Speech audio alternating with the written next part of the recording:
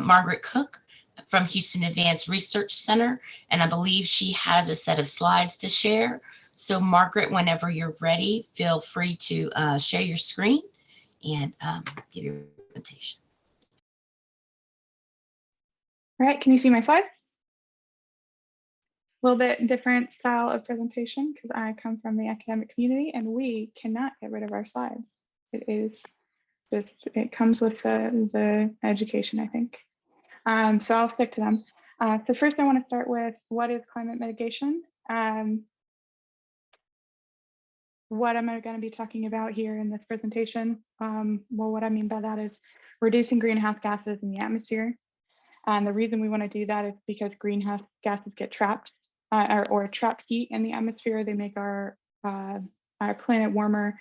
If we can reduce the amount of greenhouse gases, then we're reducing the climate change we experience. That's the effect that we're trying to have with that.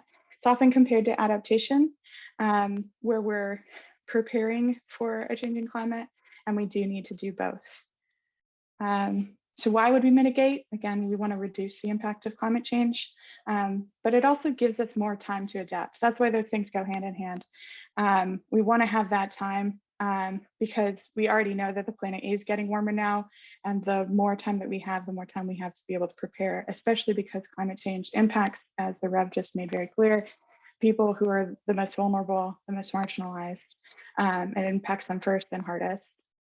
And if that's not enough of a motivation, Harris County is the most at-risk county in the United States for climate and weather risks, according to NOAA.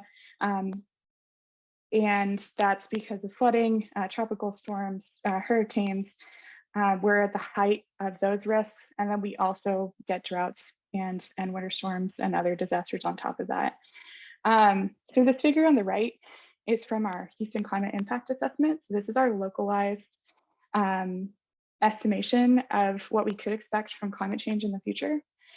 And this specific indicator is days per year with the temperature above 100. So the ones like we're experiencing right now, where we're in the hundreds, 98 degrees, according to my cell phone right now.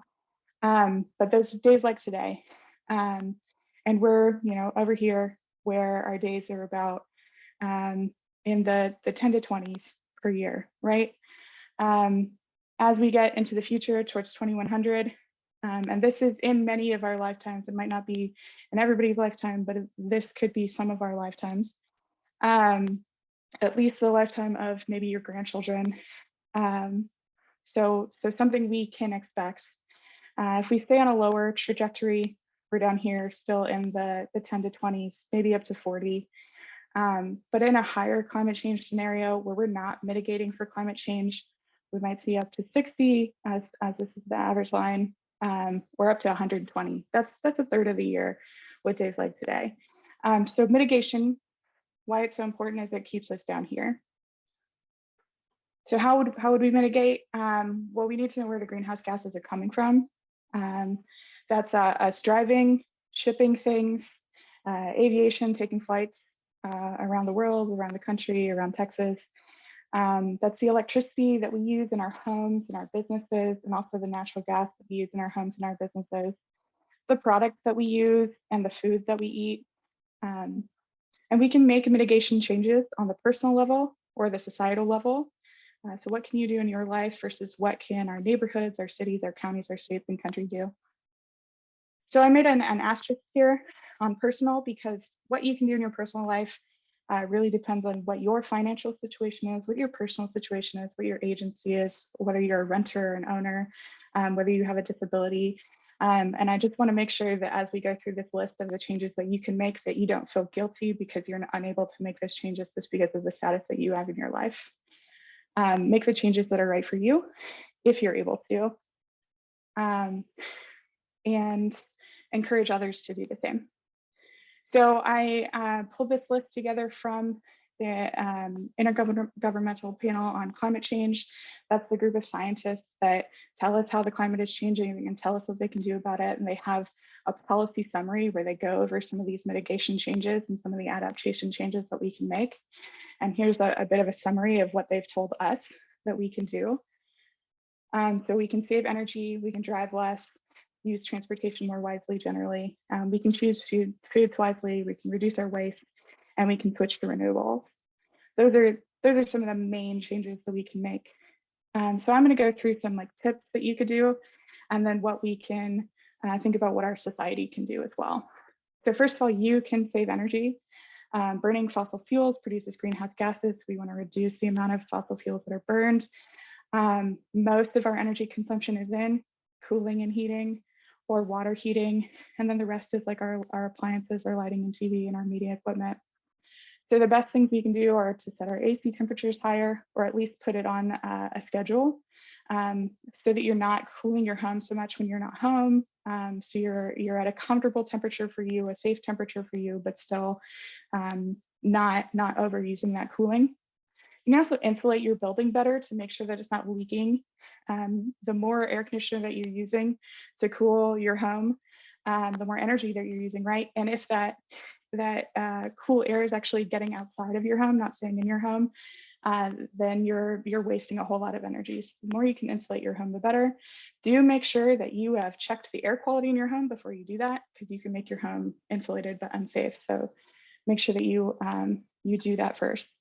And of course, unplug and turn off lights and devices when they're not in use. You can even get some timer devices that help you do that. So that's what you could do in your home. Society can also save energy, and that's even more impactful because we're doing that together. So there are existing programs for energy efficiency, insulation related things. There's weatherization programs for low-income individuals, and there are utility energy efficiency programs. For example, Centerpoint has one, and conservation programs as well. They have some, for example, like AC tune-ups that they do. And then experts recommend that we do more industrial energy efficiency, that we electrify as much as possible. So we switch out our natural gas items for electrical items. And then that our state or utility puts in programs in place to replace air conditioners with heat pumps. And those are systems that are both cooling and heating, and they are more efficient. So you save energy by using those. That you get other programs in place, could be insulation, smart thermostats, and that goes back to making sure that you're cooling your home when you need to be cooling your home and not cooling your home when you don't need to be cooling your home. LED light bulbs, replacing those. The way that regular light bulbs work, incandescent ones, they heat up the coil, and then that coil makes the light. So you're actually converting energy twice, to heat and then to light. An LED light bulb just goes straight to light, so you don't get that extra heat, which is really important for us in Texas because we don't want extra things heating our home. So less incandescent light bulbs in the summer, better. And then demand response. That's where the utility or ERCOT can tell us that we need to change how we're using electricity, and they might even pay us to do that, to reduce our electricity, so we can match the electricity we're using to the amount of electricity that's available. And then district heating and cooling programs. That's an efficient way to heat multiple buildings at a time or cool multiple buildings at a time with like chilled water. So all of those things are ways that we can use our electricity smarter, but they require policy decisions to do that. I'll also do a little bit of a plug. I work for HARC. We have a clean energy hub. We have a few tools on that. One of those is this energy saving and financing tool for commercial properties. Another one, I'll talk about solar a little bit later, but a solar calculator so you can figure out if solar's right for your home. But we have a tool to help different individuals save energy. So let's get back to our mitigation tips. So you can drive less. And one reason you would want to do that is a typical passenger vehicle emits about 4.6 metric tons of carbon dioxide per year. How much is that? 1 million cars like that would be like one coal power plant. And we have many millions of cars in our area. So that's like multiple coal power plants in our area just from the cars. So tips, of course, you can use your personal vehicle less often. I work from home. That's one way that I do that. You can walk, bike, or use public transportation as much as possible. And you could switch to an electric vehicle so that you're not having tailpipe emissions You'll still have some pollution from that vehicle, but you will reduce the tailpipe emissions. And society can reduce transportation emissions by making your community safer and easier to like walk or bike. You might have been thinking, it's very hard to walk or bike. That's where the community can step in to make it easier for the rest of us. We also want to enhance public transportation, make these things accessible and equitable, and close to the housing where folks are going to be using these resources. It requires planning and planning for like mixed use to be able to make these things work really well. Other things, we can switch out our vehicles as much as possible to electric vehicles. So programs that help us do that, whether they're personal vehicles, buses, school buses, bikes, switching to electric. And then finally, with shipping and aviation, when we make them more efficient, then we're going to reduce the energy for those. Switching gears again, you can make good food choices. One reason to do that is there's inherent greenhouse gases associated with producing, transporting, and handling all of the food that we eat. There's packaging on those food items, for example. So thinking about all of the different waste that's associated with that as well. But just thinking about the food itself, looking at this figure on the right, we see that there are food items that are more impactful greenhouse gas wise than others. And this is a scale between low impact to high impact on this particular food item. So this is beef, lamb, farmed prawns, and chocolate are our big greenhouse gas items. And there is some chocolate that is on the low impact side versus say some farm fish that's on the high impact side. So you do have to be careful. If you want to eat those things, you can find a lower impact item, but in general, the less beef and lamb and prawns and chocolate that you eat, the less greenhouse gas you're going to have associated with those items. And you can replace with nuts, beans, tofu. And for the caffeine addicts, you can still have your coffee and have a low greenhouse gas impact associated with that. So just thinking about your diet a little bit more. And if you have a spouse like mine that is a meat eater, you can make some compromises and get some chicken in your diet. Trying to make jokes here, it's late, I'm sorry. You can also reduce your waste. So this is food waste is a big source of waste in our country. And we produce about 42 coal plants worth of greenhouse gases just from food waste in our country. And then we have other waste on top of that. In general, our organic waste, when it gets to the landfill, it's going to produce greenhouse gases. And so my tip here is reduce and reuse as much as possible. That goes for all things that we have. We're going to reduce and reuse as much as possible so we can get rid of that waste. Food is one piece of that. And then with your items, planning for them to be long-lasting items, you're keeping them for a while instead of say like fast fashion, which can be wasteful. And then coupling both of those together from the food, from the agricultural and the waste side, society can put together programs that help residents choose or afford sustainable foods, reduce their food loss and food waste, and prevent and minimize or manage waste so that there's a more circular economy. And finally, on my list is we can use more renewable energy. And one way you can do that is put solar in your home. But not all of us have homes that we can put solar on, either because you don't own the home or for many reasons, or because you have, like in my situation, I have a lot of trees around my home. I don't want to get rid of the trees just so I can have solar. So that just won't work for me. Instead, we can choose a renewable electricity plan. If you're in, say, the Center Point area, you have the ability to choose your electricity provider and you can choose a renewable electricity plan. And right now, with gas prices so high, you might be saving a lot of money by doing that. And another plug from my organization, we have a tool that helps you choose what type of electricity plan is right for you based on how you use your electricity. So I'll just point to that, analyze.poweredforgood.org. And Powered for Good is a project where we're trying to increase access to renewable energy in our area. So you can learn more about that at poweredforgood.org. And finally, society can enable more clean electricity with our utility scale clean energy projects like wind, and solar. And we also have geothermal, biomass, nuclear, hydro, and batteries that can help enable more clean energy on our grid. And that's been very beneficial for us lately. Wind has been helpful on the grid. Previous days, solar in the last couple of days, helping us stretch the energy that we have available to us. We can also do residential, commercial, or community solar projects. This is at the grid level, and this would be at the local level. These projects can be useful as well. We can't get clean energy to our home without transmission. So you can advocate for wind and solar. If you're not also advocating for transmission, you're not going to get that clean energy to you.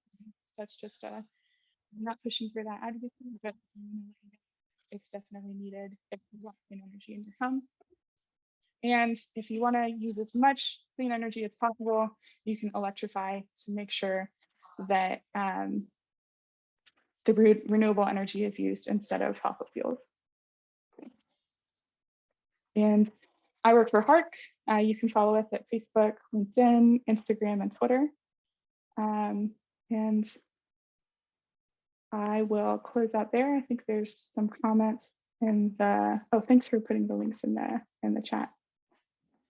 Yeah, so if there are any questions, I can take them now. I can also share some bonus information on the energy water nexus if you're interested in that. Bonus information. Okay. So I mentioned earlier that you want to save energy, and saving water is one way that you can save energy.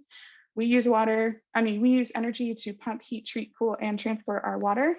So we use it at the water treatment plants. We use it as we move around the city.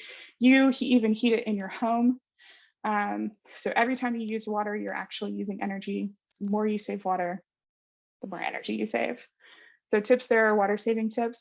Reduce the water that you use on your lawn. If you're using city drinking water to water your lawn, you're using a whole lot of energy to water your lawn.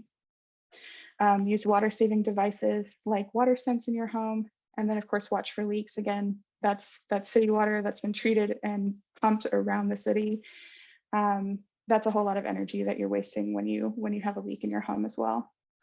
And then at the societal level, we can encourage our water utilities to conduct water audits and reduce water leaks. They can also do lawn replacement programs and drought saving plant programs. So the less water that everybody uses on their lawns, the less water they're treating. So that's a whole lot of energy that they're saving. Watering restrictions do that as well. And then programs that reduce water use in other sectors like energy or agriculture can do that. As a bonus, when we use more renewable energy like wind and solar, those are energy sources that do not have a water demand. So we're reducing our water demand, so we get a circular impact. We're not using water for that energy, and we don't have to use as much energy for our water. As a quick bonus. Thank you so much. I really like that second tip that you said about water, sort of drought responsive plants. That's a plug here for native prairie grasses that don't need a lot of water, help draw carbon out of the atmosphere, cool our cities, and help mitigate flooding. It's like a 4-for-1. So kill your lawn, plant native grasses. Anyway, that's just my plug. I think Carol was first on the stack, and then Nancy and Gina. Hi, I just wondered, you didn't mention compost related to food, and I wondered what you recommend about that, or if there's some reason why you didn't say that it does. I just didn't create specifically carbon. mention it. No. Oh, okay. Composting is good. Yeah. So just in that area around organic waste too, rather than putting the organic waste in the landfill, if you have a compost system that can create a wonderful soil, it's a good way to go. Okay, thanks. Yep.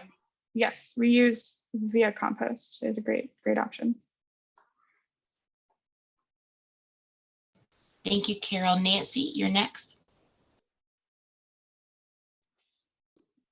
I wanted to ask about tree planting. I know in the Houston Resiliency Plan, it says that they're going to plant 4.6 million trees to remove carbon dioxide, make the air cooler, help with flooding, do a lot of things. But who is planting these trees?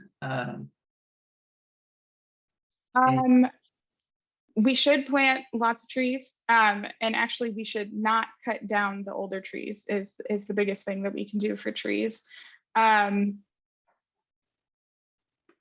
Who is planting those trees? I think with the climate action plan, that would be the city is planting those trees. And in the past, a lot of them have been in Memorial, but generally speaking, they might be all over the city. And I think I'll do a plug for HARC's heat mapping project, because we know that heat is concentrated in certain parts of the city. That's a great map to use for tree planting as well. So we can reduce the heat islanding that certain people experience. We can plant trees strategically using that type of research. Yes, we need that heat map, but we also need an agency. The city parks department plants trees in parks, but the rest of the city, as far as I can see, doesn't have much of anybody planting trees that we need to have planted if they're going to grow and soak up any CO2. I can't speak to what department that would be, but I know that there are multiple departments in the city that are working on the climate action plan, that are working together on that. So I would refer you to those people. Thank you for that question, Nancy. I think it's something we can probably reach out to the Mayor's Office of Resilience and Sustainability and ask them specifically about trees in neighborhoods, not just in parks, because you make a really good point about, sort of like heat islands and cooling of neighborhoods, and not just carbon mitigation, right? Mm-hmm. Gina is next, and then Lydia. Okay, thank you. I have a question about the biomass that you said might be a good alternative. And what I've read about biomass, which isn't a whole lot, I admit, is that a lot of it comes from wood. A lot of it comes from things that we should not be tearing out and burning. So is there something that I don't know about biomass? So it doesn't have to. You can use like yard waste as a source for biomass. One reason that other experts recommend it is because you can grow young saplings for biomass. So they sequester carbon and then you burn them in the facility, but it would be a facility that has carbon capture on it. And then you're able to sequester it. So you're still trapping all of the carbon in that process, or at least most of the carbon in that process. I'm not 100% sold on that particular way of doing things, but that is what is recommended by experts that study how to get our electricity and our entire economy to net zero. Okay, if I could just follow up on that, I think carbon capture is not a thing that can be done right now. It's been tried and it hasn't been successful as of yet. Is that correct? No, there are some cases where carbon capture has been used. It's not something that I would recommend across the board as a solution. For example, we've got a ton of coal plants and natural gas plants, and we're not going to carbon capture our way into being able to keep them. Okay, one more thing. Can I put in a plug for water barrels too? To save your rainwater instead of using city water. Oh, yeah. Where you're able to. My HOA restricts rain barrels. There's a state law that they have to allow it, and I would be glad to tell you about it if I could find it. I know there's one. I looked it up a while ago. Thank you so much for that conversation. Lydia is next, and then Peter. I have a question about lawns and HOAs. And I know my HOA is not receptive to my getting rid of my lawn. Okay. Is there any work being done to maybe inform and educate HOAs better? I don't know. I think that so I'll do like a tangent answer to that question. I know that there were HOAs that were restricting or prohibiting solar until there were policies passed at the state level that prevented them from being able to do that. And I assume there's one for rain barrels now that somebody has pointed that out. And to clarify, they don't prevent them, they restrict them. And that is a loophole for solar as well, that you have to like meet their guidelines to be able to put something in place, and it can make it prohibitive. But anyway, so with that in mind, that is something that could be done on the lawn side that, for example, xeriscaping can't be prevented. So the rules that my HOA has, for example, are that I can't do desert style plants, but I could still replace the rest of my lawn. So I can use drought tolerant plants or like the prairie grasses that were mentioned before, but I couldn't do cacti. And so you might look to see if that's a plan, or I mean, sorry, a way that you could get by your HOA. But in general, I don't know if anybody is like, if there's some type of group that's working to try to get that, to educate HOAs or try to get that changed at the state level. I would just like to add a comment. I've seen a few people get around the HOA rule by not doing the entire lawn, by just doing a portion of it and putting like a barrier and a sign that says this is a pollinator garden or whatever. But I think that campaign would be really interesting, and maybe that's another thing I'll take note of, to maybe ask Native Prairies Association or some of the other Native Plant Society of Texas if they know of any current campaigns to sort of educate HOAs on the importance of native plants in climate mitigation. Thank you for that comment. Peter, you're next. Thank you. Yeah, I would mention that here in San Antonio, the Texas Master Naturalists teach about planting native plants, and Texas Parks and Wildlife actually has or they did a couple of years ago, I would presume it's still intact. They have a relationship with the state whereby you can plant in, like you're saying, in native species, and you can say that it is there as a native species garden. And that's worth looking into, because that's something that's been around a while. And when you put up the sign, it's sort of like telling your neighbors, it's okay, really, I can do this. But so that's the Texas Master Naturalist. You'll have a chapter locally in Houston. We've got one here in San Antonio, and Texas Parks and Wildlife. And I put in the a plug, as it were, for the carbon capture and sequestration, which is not, it is not a solution. It may be, it's like, I think it's like carbon capture that oil and gas industry is interested in finding ways to continue to do production of oil and gas. Taking carbon capture off of the plants, off of the power generation and other industrial sources, capturing that carbon and using it to get oil out of the ground. That's one way they say they're reusing it. Well, you're getting more oil and gas out of the ground. But as far as the actual air capture, it's very energy intensive, and yeah, it works. But I mean, consider the volume of air that you have to intake in order to get, say, a ton of carbon out of that air. It's a tremendous mechanical process, and it's very energy, and it is very inefficient. Thank you.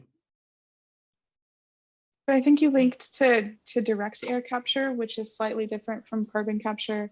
And one of the, I think it's the only functioning direct air capture facility is in Iceland. And one of the reasons that it's there is that they have abundant geothermal. So that's a renewable energy resource that they have just a ton of. So that's why they're able to do that. use that large energy demand that you're talking about. And then they also have caverns that are an ideal location for being able to inject what they capture. So that's a really niche case for making that work, and it's still pretty expensive.